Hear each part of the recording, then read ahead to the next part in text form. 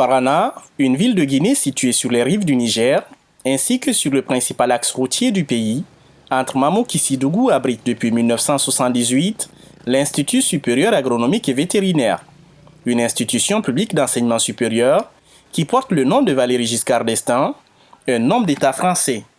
La majorité des ingénieurs agronomes guinéens sont formés dans cet institut.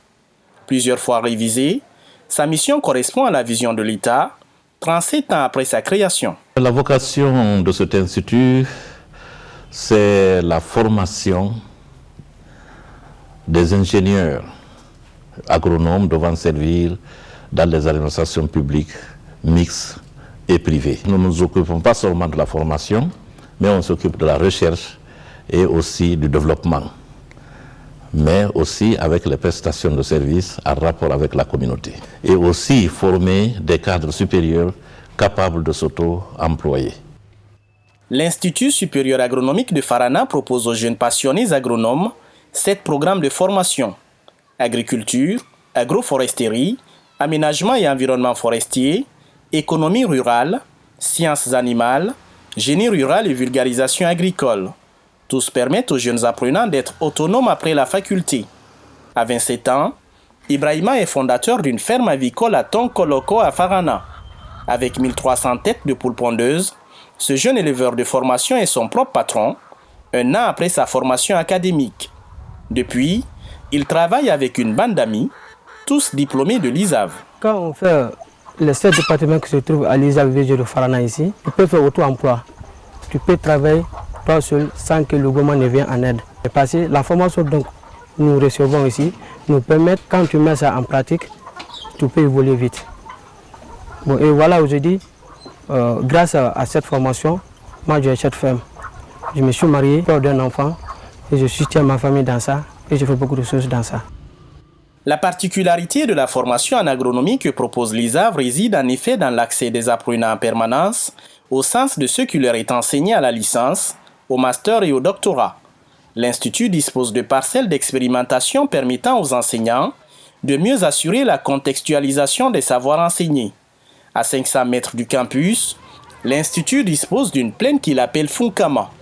50 hectares sur 150 sont aménagés en casier risicole de 1600 mètres carrés, irrigués à partir d'un micro-barrage. Ici, plusieurs essais agricoles sont effectués par les étudiants du programme agriculture. Nous travaillons avec les étudiants dans le domaine de la jonction de la théorie à la pratique. Avec eux, donc, nous avons la possibilité de leur faire la main. Ils peuvent avoir beaucoup d'expérience ici et lorsqu'ils vont sortir, ils ne vont pas se tourner les pouces. Avec une licence en vulgarisation agricole, Cécile travaille depuis mai 2015 sur l'agriculture durable et la gestion des ressources en eau, un programme de master que propose l'Institut agronomique et vétérinaire de Farana. La station expérimentale de l'institution donne l'occasion à cet ingénieur en vulgarisation agricole de travailler sur un thème relatif à l'association de cultures. La jeune passionnée de terre se fixe pour défi principal, encourager la diversification alimentaire chez les Guinéens. Chez nous en Guinée, ici, tout le temps on cultive le riz. J'ai vu ça, mais pourquoi toujours le riz? Je me suis dit, et si on associait le riz à une autre culture, comme une légumineuse, parce que le niébé c'est une légumineuse. Donc, du coup, on a 2 récoltes en même temps. On a la récolte du riz et en même temps la récolte du niébé.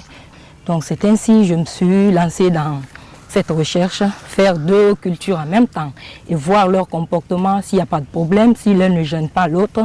Donc du coup ça a reçu parce que moi j'ai eu un rendement satisfaisant. Cécile a semé les 2 cultures le 10 juin dernier et procédé à la récolte en septembre. À en croire son consultant Diawadou, les résultats des travaux sont satisfaisants. L'ingénieur Cécile attend d'être programmé prochainement pour présenter son mémoire et engager le processus de vulgarisation des résultats de son expérimentation. Comme Cécile, Amada, Comorian, travaille aussi sur un projet de master. Depuis quelques mois, il fait des essais sur la culture du maïs à base du compost. Pour lui, la formation de jeunes Africains en sciences agronomiques reste un véritable enjeu de développement pour le monde. Aujourd'hui, le monde est en train de souffrir par rapport au plan alimentaire. Et si l'homme n'a pas à manger, quelle que soit l'activité à mener, il ne peut pas amener cette activité-là. Donc je vois que si on fait la science agronomique et qu'on arrive à produire pour nourrir la population, ça c'est un facteur très important. Donc je pense, même je sentais d'encourager mes jeunes frères pour faire la science agronomique, parce que c'est la source principale de l'énergie que nous on a besoin pour vivre. Donc l'agriculture c'est un bon métier, l'agronomie c'est une bonne science. Parce que d'autres pensent qu'être agronome c'est être pauvre. Et actuellement dans les pays développés, c'est les agronomes qui sont les plus riches, qui assument l'alimentation presque dans ce monde. Alors là on tend vers 9 milliards de population. Si on n'a pas à manger, comment on va vivre? Amada est arrivé à Farana en 2010 pour réaliser son rêve de devenir ingénieur agronome. Comme lui, l'Institut supérieur agronomique et vétérinaire Valéry Giscard d'Estaing accueille en formation initiale et au recyclage des étudiants de 8 pays d'Afrique. En 2015, l'ISAV a recruté plus de 1500 étudiants. Depuis sa création en 1978, l'Institut offre aux apprenants des stages et opportunités professionnelles. Objectif, rendre l'étudiant opérationnel avant la fin du cycle de formation. Un laboratoire d'analyse des sols est équipé par les responsables de l'ISAV pour faciliter cet exercice. Les étudiants de l'agriculture, du département vulgarisation, de l'agroforesterie, du génie rural, bref, tous les étudiants de l'ISAV sont obligés de passer par ce laboratoire pour apprendre comment apprécier la fertilité des sols de Guinée, comment identifier les différents types de sols de Guinée, et comment savoir quels sont les différents types de cultures en fonction des types de sols et quels sont les différents types d'engrais et les différents types les différentes doses d'engrais qu'il faut appliquer en fonction des cultures. Depuis 2013, l'Institut agronomique et vétérinaire de Farana coopère avec l'ONG Winrock International.